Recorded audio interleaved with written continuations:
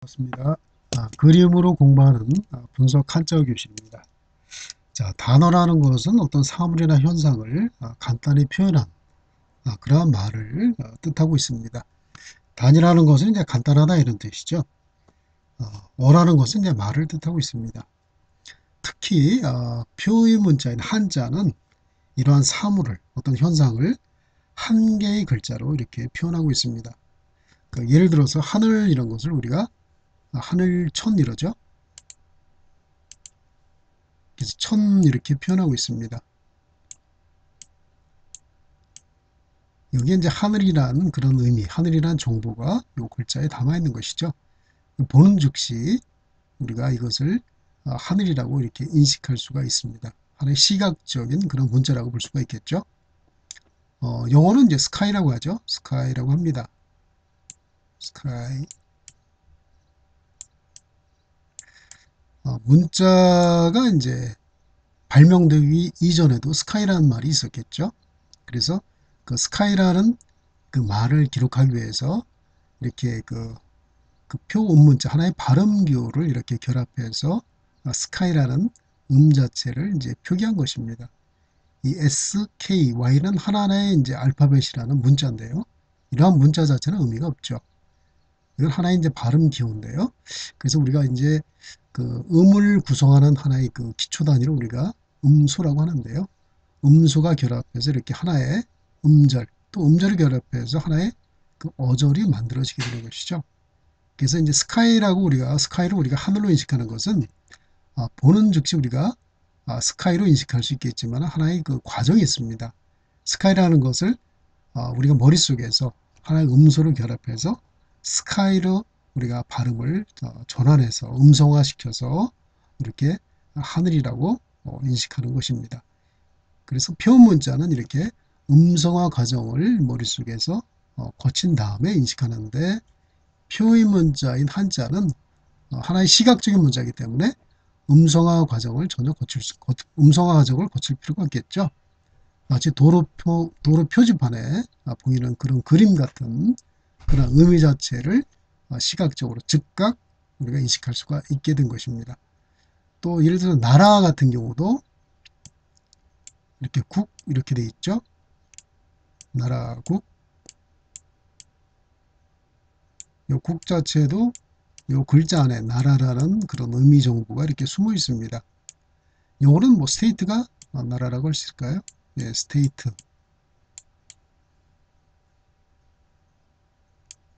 자, 그래서 천과 국이라는 두 개의 한자를 결합해서 쭉 두 개의 단어를 결합해서 새로운 단어, 천국, 영어로는 이제 헤븐이라고 하죠. 그 스카이 스테이트 이렇게 안 합니다. 그래서 헤븐이라는 새로운 단어를 영어에서는 쓰고 있지만 그 한자 문화권에서 만드는 단어를 만드는 조어 방식은 기존에 있는 한자를 이용해서 이렇게 결합해서 새로운 개념의 단어를 이렇게 만드는 방법을 쓰고 있습니다. 이것을 우리가 합성어라고 하죠. 그래서 한자는 거의 99%가 합성어라고 보면 되겠습니다. 그래서 두 개의 한자를 결합해서 만드는 이음절 한자가 아주 기본적으로 대다수의 한자어를 차지하고 있다고 볼 수가 있겠습니다. 자, 영어에도 물론 합성어가 있습니다. 예를 들어서 무지개 같은 경우는 이렇게 무지개가 이렇게 있죠. 하늘에 이렇게 떠 있죠. 어떻습니까? 활처럼 보이죠. 그래서 비가 온 다음에 하늘에 떠 있는 활처럼 굽은 모습의 그러한 빛깔을 내는 그러한 물체를 우리가 영어로는 레인보우라고 하는데요. 그래서 비가 온 다음에 나타나는 거기 때문에 레인이라는 단어와 그 다음에 이제 이 모습이 활처럼 굽어 있다 해서 보라는 단어를 이렇게 결합해서 무지개라는 그러한 현상을 이렇게 표현하고 있는 것입니다. 자, 그래서 우리가 사물을 관찰한 그리고 사물을 분석한 결과로 이렇게 한자어라는 것이 만들어지기 때문에 한자어라는 것은 단순히 그 암기를 통해서 이해할 수가 없는 것이고 사물을 분석하고 또 추리하고 또 생각해서 만들어지는 그러한 단어이기 때문에 우리가 한자어를 잘 분석하게 되면은 굉장히 사고력을 높아질 수가 있습니다. 또 창의력도 이런 과정 속에서 우리가 얻어지는 것이죠. 자, 이 그림을 한번 보겠습니다. 자, 이건 태양입니다. 태양인데요. 태양은 어떻습니까? 움직이지 않고 제자리에서 이렇게 열과 빛을 내고 있는 그런 별이죠. 다 이렇게 하늘에 떠 있는 별입니다. 그렇다면 모든 별들에는 각각의 이름이 있죠. 이름이 똑같으면 우리가 어떤 사물을 구분할 수 없기 때문에 그렇습니다. 그래서 우리가 이름을 지을 때도 항상 그러한 특징을 뽑아서 그 사물을 잘 나타낼 수 있는 그러한 특징을 뽑아서 이렇게 말을 만들고 있습니다. 자, 머큐리는 뭘까요? 수성을 말하고 있습니다. 수는 물수자죠. 자, 비너스는 이제 금성을 뜻하고 있습니다. 쇠금자입니다. 비너스 많이 이름을 들어보셨죠? 신화에 나오는 그런 이름입니다. 자, 이거는 어스죠. 지구. 마스는 이제 화성을 뜻하고 있습니다. 불화자죠. 자, 주피터는 어떻습니까? 가장 큰 별이네요. 이건 목성이라고 합니다. 자, 세턴은 토성인데 이렇게 띠가 있죠. 이거 이제 토성이라고 하면 토자입니다.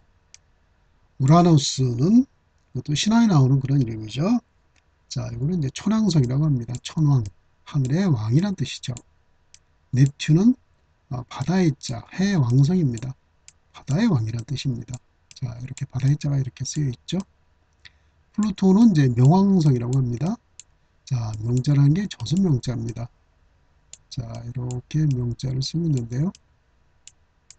저승의 왕, 염라대왕 이런 뜻이겠죠.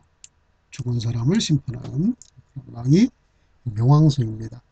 자, 이 태양계에 속해 있는 이러한 별들인데요. 이러한 별들을 간단하게 표현하기 위해서는 어떤 한자가 필요할까요? 자, 이게 다 별이기 때문에 이제 당연히 별이라는 것이 이렇게 들어가겠죠. 또 어떤 한자가 들어가야 아주 간단히 표현할 수 있을까요? 요 사물들의 특징, 요 별들의 특징이 어떻습니까? 태양의 주를 이렇게 돌고 있죠. 가고 있는 것입니다. 정지하고 있는 것이 아니라 이러한 별들은 이렇게 돌아가고 있는 것입니다. 그래서 한자 중에 가다라는 뜻이 행자가 있죠. 자, 행자가 이렇게 들어가면 되겠죠. 자, 행자가 앞에 있을 수도 있고 뒤에 있을 수도 있겠죠. 자, 왜 행자를 앞에다 놓을까요? 한자는 품사라는 게 없습니다. 또 조사도 없죠. 그래서 어느 위치에 있느냐에 따라서 품사가 달라지고 문법적 기능도 완전히 달라집니다.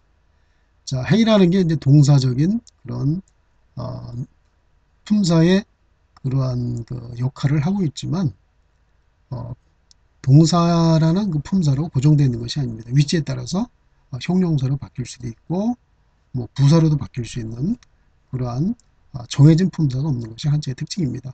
그래서 별이라는 것을 수식하기 위해서 행자가 이렇게 앞에 와 있는 것입니다.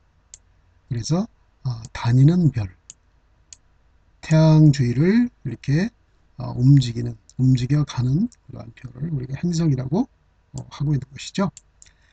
만일 성행이 이렇게 하면 어떨까요? 별이 가다 이런 뜻이겠죠. 별이 태양 주위를 가다 이런 식으로 표현할 수가 있습니다. 그래서 한자의 구조는 영어 구조, 영어의 문법적 구조와 동일합니다. 주어, 그 다음에 동사, 그 다음에 이렇게 목적어 이런 식으로 배치가 되고 있는 것이 기본적으로 한문 구조라고 볼 수가 있습니다. 똑같죠?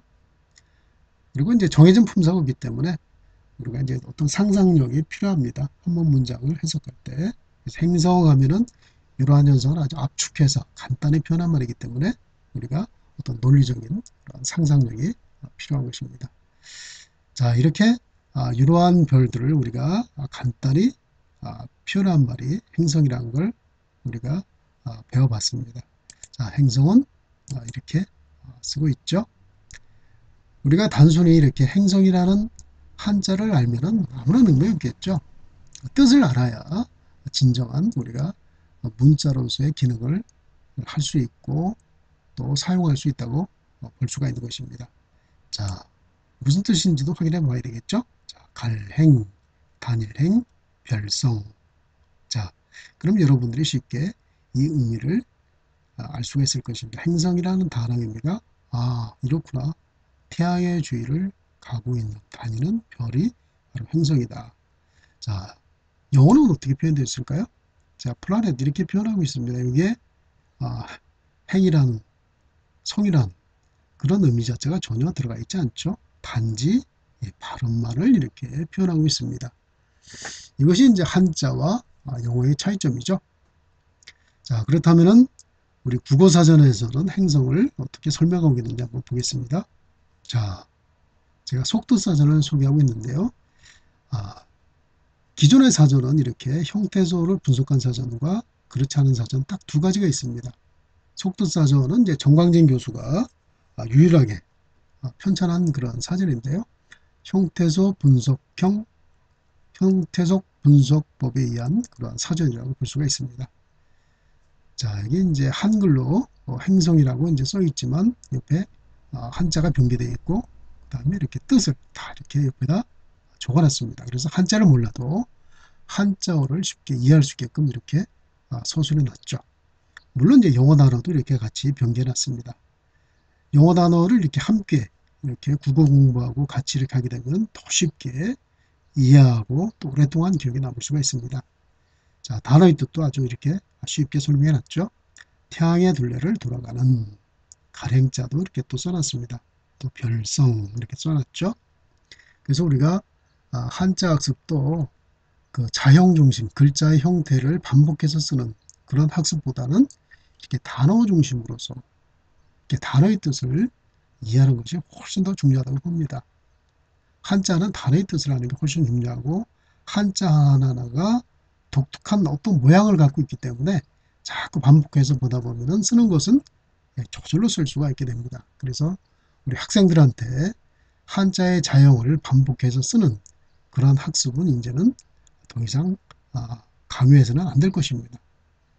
이렇게 어휘 중심으로 한자 중심으로 해서 단어를 학습하고 그 과정 속에서 한자를 공부하는 것이 가장 학습의 효율을 높이는 것이라고 정광진 교수도 이렇게 말하고 있습니다.